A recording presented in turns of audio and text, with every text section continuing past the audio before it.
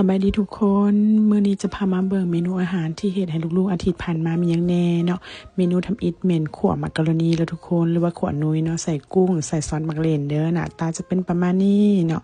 แม่ปุ้ยจะตักใส่กล่องให้เพิ่นแบบนี้แล้วทุกคน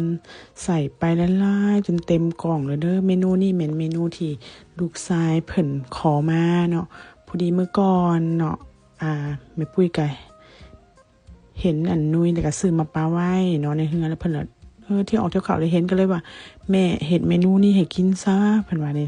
ก็เลยเฮ็ดให้เพิ่นเนาะจะเฮ็ดใส่กุ้งแบบนี้เด้อทุกคนเด้อหลังจากเฮ็ดแล้วแม่ปุ้ยก็จะปิดฝาเนาะเกียมใส่ถุงให้เพิ่นไปกินเที่ยงอยู่โรงเรียน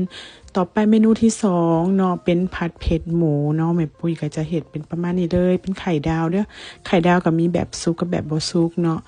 ตามเคยเนาะแบบสุกกับของลูกสาวแบบบ่สุกของลูกชายเมนูนี้แม่ปุ้ยจะตักใส่ถุงยางเด้อทุกคนเปลี่ยนวิธีให้เพิ่นเนาะเพิ่นว่าคันเอาใส่อันกล่องแจ้เลยแล้วมันจะซึมเนาะคันเอาใส่กล่องยางเลยก็ย่ามันดูดน้ำเนาะแม่ปุ้ยก็จะเลือกใส่ถุงยางอันหมัดเอาแบบนี้เวลาเพิ่นจะกินก็ให้เพิ่นเทใส่กล่องแจ้กินเลยนะทุกคนนี่ก็ง่ายดีวิธีนี้ก็แต่ลูกก็บ่ระแวงอีกอย่างที่ว่าน้ำมันจะเหี่ยหรืออีหยังเนาะก็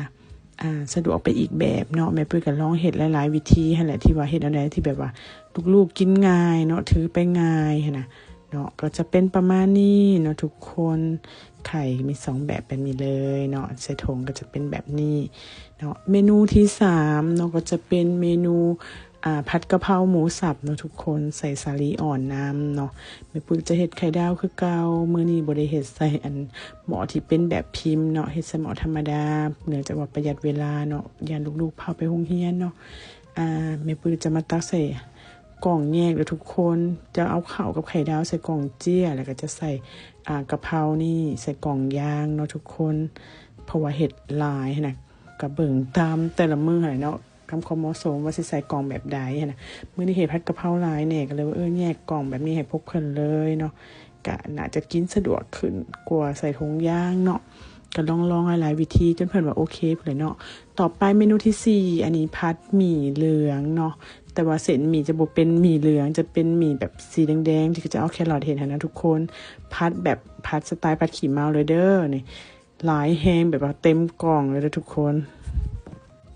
ตักใส่กล่องแล้วก็จะประมาณนี้เลยเนาะทุกคนเนาะแม่ปุ้ยจะปิดฝาเลยเด้อจะเกียมใส่ถุงให้เพิ่นเนาะทีนี้เฮ็ดแต่4เมนูเพราะว่ามื้อวันจันทร์เพิ่นเฝ้าไปเคารพทุ่งแม่ปุ้ยก็เลยว่าไปหาเพิ่นกินข้าวเที่ยงเอา